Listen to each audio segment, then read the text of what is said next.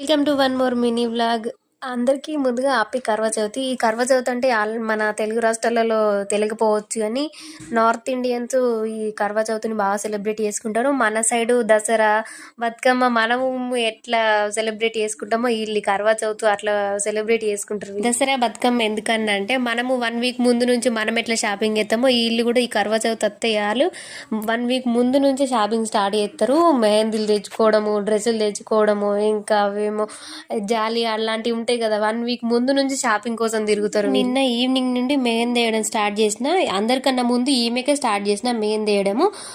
2 చేతులకు అటు సైడ్ ఇటు సైడ్ 2 సైడ్లు వేసిన, కానీ ఇది మాత్రం ఒక సైడ్ విడిచిపెట్టిన. ఎందుకంటే నాకు వంట చేయడం ఉందని చెప్పి రేపు పొద్దున వేస్తా అని చెప్పి వెళ్ళిపోయినా. లాస్ట్కి మళ్ళీ ఇవాళ పొద్దున వచ్చి మళ్ళీ వేయించుకొని వెళ్ళింది. లాస్ట్కి ఇలా వచ్చింది. ఎట్లా ఉందో కామెంట్ చేసి చెప్పండి. ఓకే, లైక్ చేసి సబ్స్క్రైబ్ చేయడం మాత్రం మర్చిపోకండి.